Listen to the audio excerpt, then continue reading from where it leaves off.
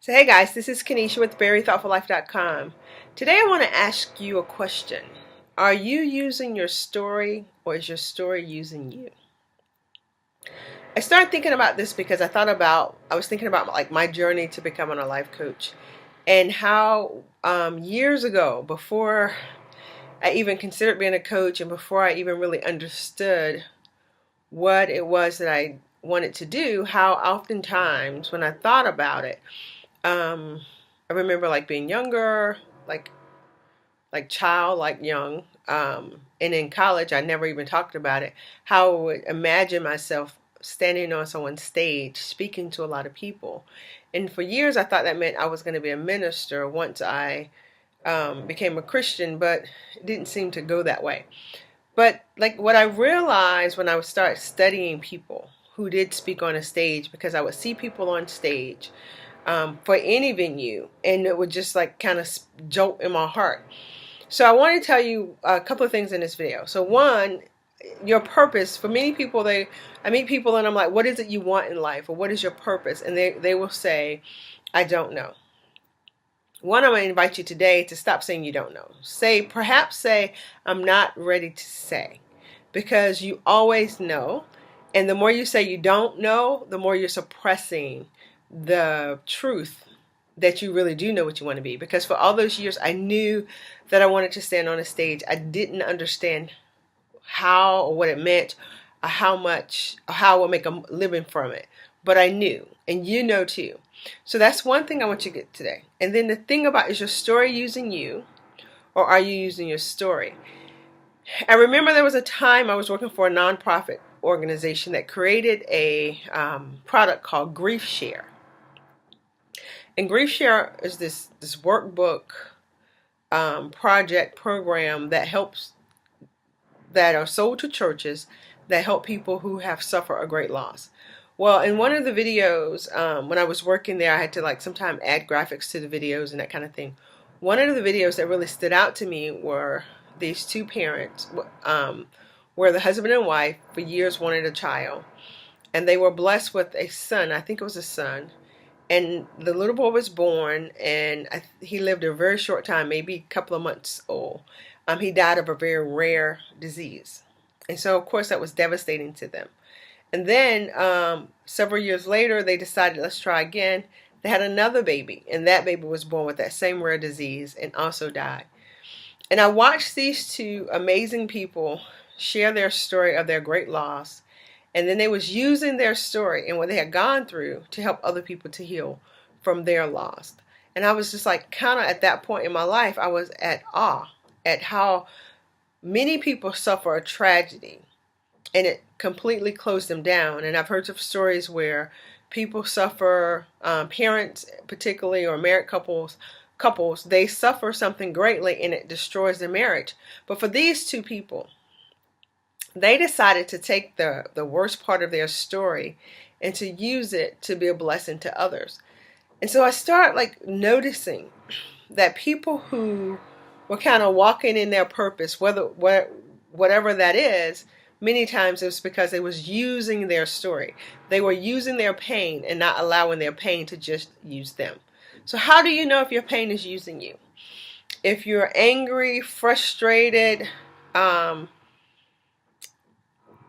stuck in life, feeling oftentimes like you really don't know what your purpose is, you know that there's this traumatic thing happened to you, and you're still waiting for someone to apologize for it, or you're still justifying your life not being what you want it to be because you're still angry and upset about this horrible thing that happened to you. So you spend most of your mindset and your time thinking, if only this wouldn't have happened, and why did this have to happen to me? This is your story using you. Trust me, I understand great loss and pain and disappointment and betrayal. Like I've had my own story.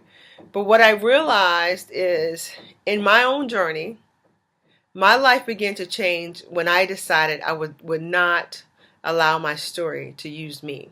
And we've been through a lot. And I remember saying to my husband, that, listen, with all that we've gone through, let's choose not to walk in shame. Let's decide that whatever we've gone through, somehow God is going to get the glory out of it. So if there's something we can tell another person about, like our finances, our financial struggles, our marriage, the hurt and betrayal we've been through in our marriage, just even struggling as parents to raise really cool and intelligent kids, if there's something we can do to help other people instead of being ashamed or embarrassed, or living in a constant mentality of doubt, let's use our story so that our story never uses us. And time again, when I study people, like one of my favorite motivational speakers, Lisa Nichols. Lisa shares the story of how growing up in South Central LA, how she had decided when she was very young, like what she did not want her life to be. She didn't want to be a single mom. She didn't want to be dating men who were like into selling drugs. And she found herself meeting a gentleman at her job who, wore the suit, had seemingly the great job, and fell in love and had a son by this man, only to later find out he was into drugs and that he ended up being in prison or going to prison. But it was her worst time when she could not afford to buy her son diapers.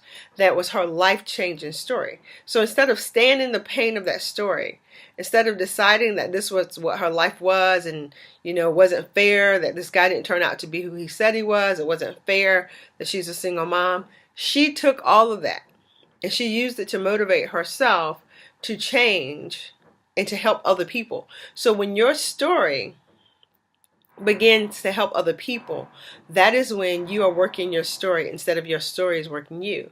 And what I've learned is when you can learn to do that, this is where your purpose starts becoming more apparent to you. Because every situation that we face, the good, the bad, and the ugly, even the really ugly, we do not go through things just to suffer and to be hurt. We go through things to grow us, to draw us closer to God, to create us into who we're supposed to be, to help us to learn our resilience, to build us up. And I know that for some, you think maybe your story is so ugly. How could God let this happen only to grow you? Here's the thing. I don't know the how, and I don't know the why. What I do know is if it has happened, if you suffer the great hurt, if you suffer the great loss, it's done. So you can continue to live your life angry about it. Allow it to be your reasons for not being the amazing, great person you are. Or you can look at your life and say, wow, I survived that. Like I survived it and it made me stronger. I've learned that I can take more than I ever thought I could. Over time, I learned to speak up for myself. I've learned that I don't want this to happen to anyone else. You can take your story and shift it into the thing that serves you so that you can serve other people from that. And this is when you get closer and closer to why you exist and what you was created to do. Because your pain could become your purpose, and your pain could certainly help lead someone else out of their pain. So don't just allow your pain to use you. I'm encouraging you, and don't allow your story to use you. Use your story. Your life is not a mistake. The hoping, wishing, and praying that this didn't happen to you, whatever that this is, it's not going to change it. I remember living like that myself. It's not going to change it. It's just eating up your time. So I'm hoping if you watch this video, you feel encouraged to say, okay, wow, I didn't realize my story was using me. I didn't realize that my anger and my bitterness was never going to change me or make me the person that I want to be. And wishing and hoping and praying is not going to do it. What can I gain from my story? And how can I start using my story? And listen, if you need help with changing your story, making it work for you instead of you working for it, or being a slave to the pain of your story, reach out.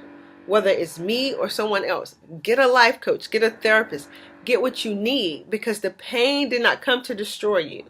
It came to build you up. It came to strengthen you. It came so that your life could have more purpose. God does not create us just to suffer in this world. Even when Jesus died, just to suffer on the cross, to redeem us back to Him, the purpose came out of it that we, one, were redeemed, and then He was resurrected. So there is a resurrection that comes from our pain when we allow ourselves or allow the pain to die and stop using it as an excuse or a reason or an obstacle to keep us from being who we're supposed to be. I hope this blessed someone. This is Kenesha Berry with BerryThoughtfulLife.com.